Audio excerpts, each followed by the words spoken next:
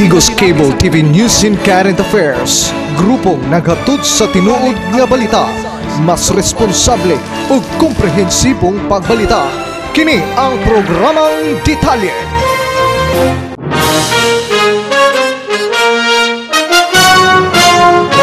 Mga uluhang tudling sa ato mga nagbagang balita.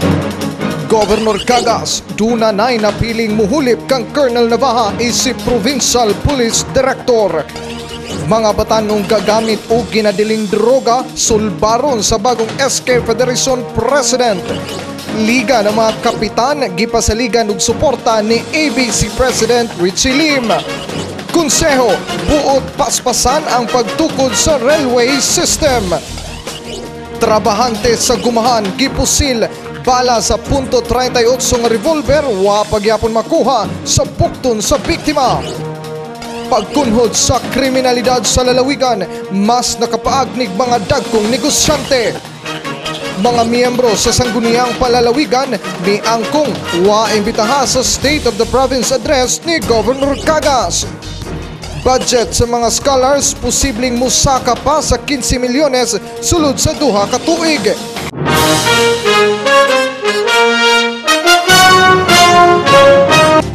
May gabi ining tanan adlaw karon nga Biyernes kauban ang kinatibukang puwersa sa Digos Cable TV News and Current Affairs. Ako si Ayan Heron, niya mga detalye sa ato mga nagbagang balita.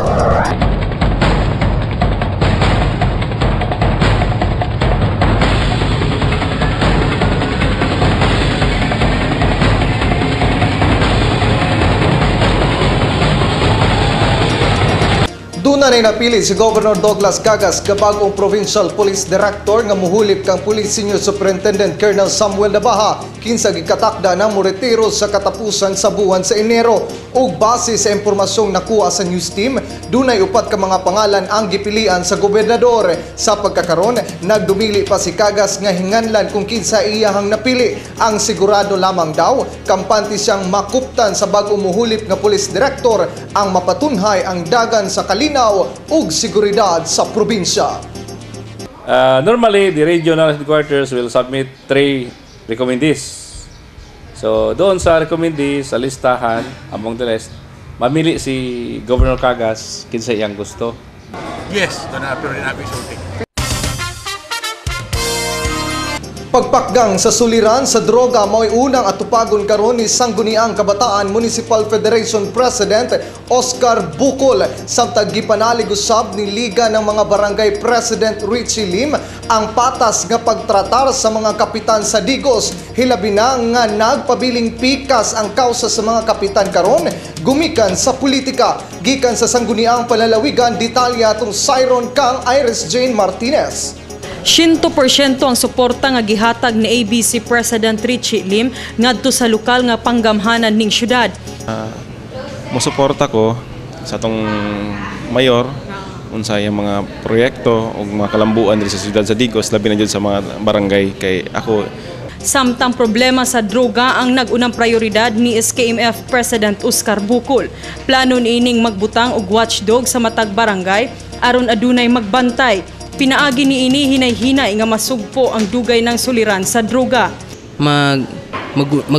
Mag-watchdog sa matag barangay para bahalag dili nato kayo sila dili nato na ma-stop jud ma-fully stop pero kita na natay ginahimo na ato yung gikontrahan ang part ng drugs. Mapasalamaton ang bag-ong napiling SKMF President sa suporta nga gihatag ni Mayor Arsenio Latasa ug paggiya kaniya kung unsay angay buhaton. Walay laing pananaw ang duruha ka bag-ong opisyal nga milingkod sud sa konseho kun dili kalambuan sa matag barangay ug mahatagan og pagtagad ang problema sa droga nga butang nga gikahiligan karon sa Kabatan-unan. Iris Jane Martinez alang sa detalye. Gilakbitan kagahapon sa konseho ang programang Mindanao Railway System ato sa ilang regular session buot sa mga konsehal nga paspasan ang pagtukod sa proyekto nga nagkonekta sa tulo ka probinsya sa Rehiyon 11. Detalya ato ibalik si Iris Jane Martinez. Naisgutan kagahapon sa mga magbabalaod sulod sa konseho ning syudad ang resolusyon mahitungod niining Mindanao Railway System.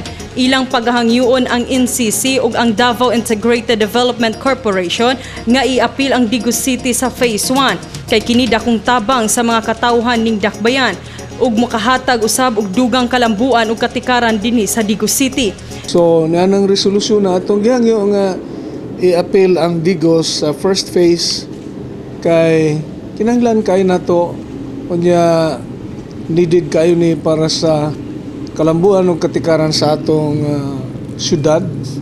Iris Jane Martinez alang sa detalye.